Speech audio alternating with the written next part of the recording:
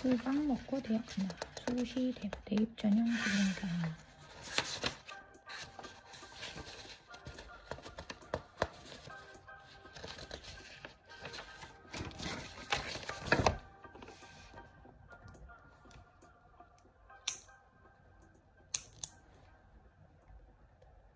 대입 전형 기본사.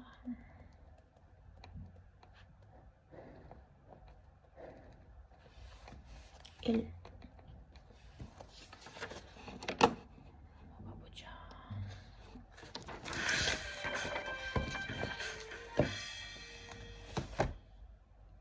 안녕하십니까. 이번 시간에는 대입 전형 기본사항에 대해 살펴보도록 하겠습니다. 2024학년도 대입 전형 기본사항은 고등학교 1학년 8월 말에 발표가 났거든요.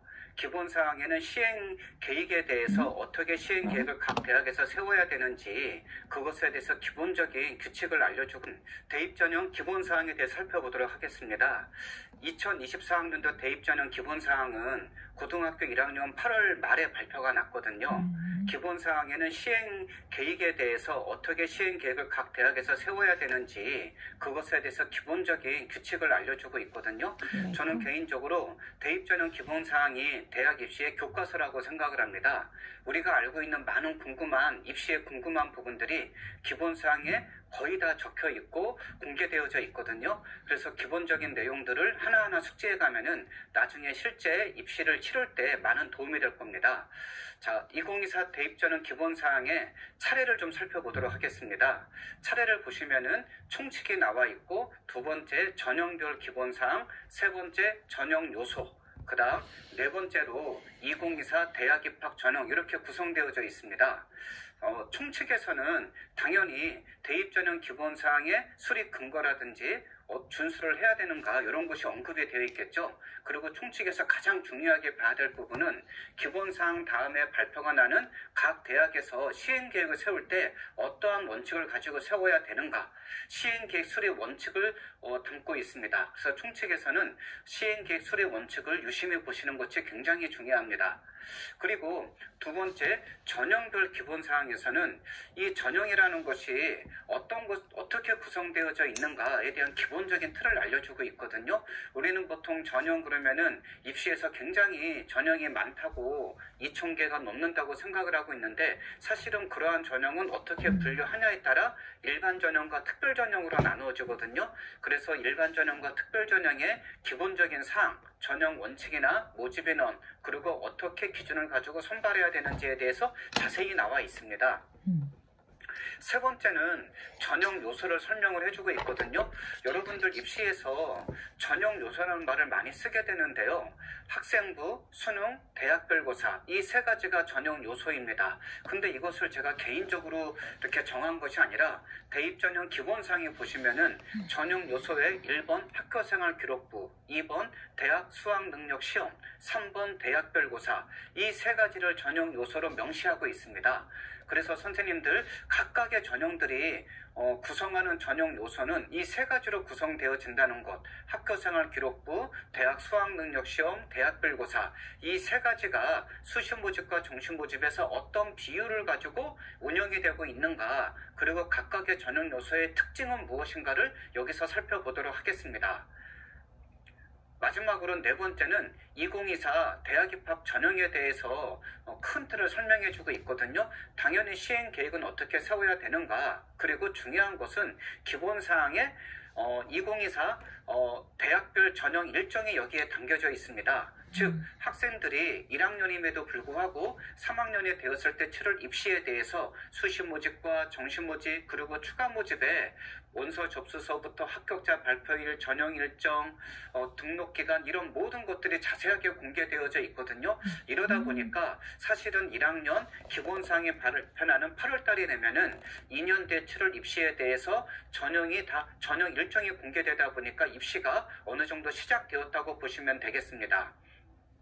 그리고 요 입학 전형을 보실 때 가장 중요한 부분은 세부사항이거든요. 모집 시기를 어떻게 시행 계획을 세울 때 구분하는가, 수시 모집과 정시 모집이겠죠. 추가 모집도 별도로 있습니다. 그리고 대학에서 지원할 때는 어떻게 지원해야 되는가, 각각의 수시 모집과 정시 모집의 지원 방법이 횟수라든지 이런 것들이 다 다르겠죠. 그 다음 복수 지원은 몇 번까지 가능한가, 합격자 발표는 어떻게 해야 되는가, 등록하는 기준은 무엇인가, 이런 것들이 여기 자세히 나와져 있거든요. 그래서 항상 보실 때 대입 전형 세부 사항을 유심히 보시는 것이 중요합니다. 이렇게 기본 사항에 중요한 내용들을 담고 있는데요. 자, 지금서부터는 대입 전형 2024 대입 전형 기본 사항의 주요 특징을 좀 살펴보도록 하겠습니다. 선생님들 2024 대입 전형 기본 사항에 가장 먼저 떠올리셔야 될 부분은 학생부 종합 전형에서 자기소개서가 폐지된다는 것입니다. 그 전년도에 2023에서는 교사 추천서가 폐지가 되었고 2024 대입 전형에서는 공식적으로 자기소개서가 학생부 종합 전형에서 폐지가 되었습니다. 그래서 이거는 어떻게 왜 폐지가 되었냐면요. 대입제도 공정성 강화 방안이 2019년에 발표가 났거든요.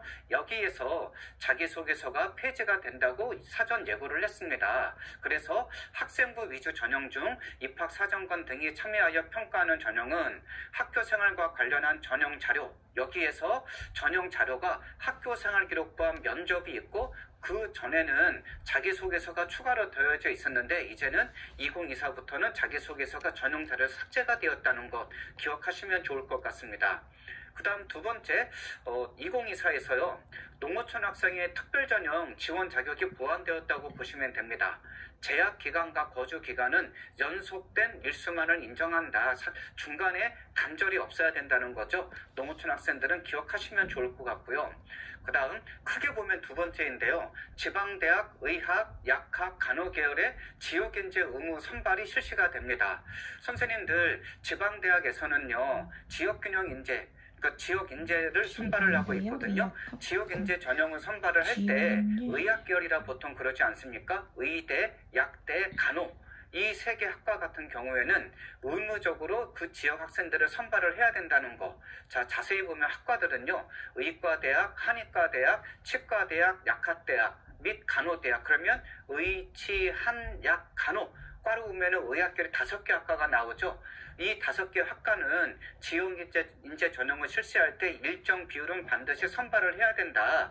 이렇게 되면은 어떤 학생들이 유리하게 될까요?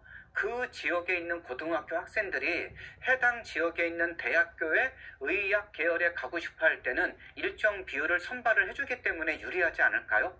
그러면은 지역인재 전형을 실시하는 비수도권 지역에 있는 학생들은 유리하지만 반대로 수도권, 즉 서울이나 경기, 인천에 있는 고등학교 학생들은 비수도권에 있는 대학의 의학 계열에 지원하고자 할 때는 그만큼 인원수가 줄어들지 않겠습니까?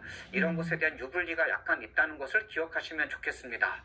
그리고 지역인재 전형의 자격 규정이 2024-28 대입서부터 사전 예고제에 의해서 기준이 좀 더 강화가 된다는 건 나중에 자세히 좀 살펴보도록 하겠습니다.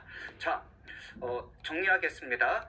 2024 대입전형 기본사항의 가장 큰 특징 뭐가 떠오르시죠? 학생부 종합전형의 자기소개서가 폐지가 되었다. 그 다음 농어촌 학생의 지원 자격이 보완이 되고 강화되었다. 그 다음 지역인재 전형을 실시할 때 의학계열 하면은 의대, 치대, 한의대, 약대, 간호학과는 의무적으로 선발을 해야 된다. 이런 큰 변동사항이 있다는 거 기억하시면 좋겠습니다.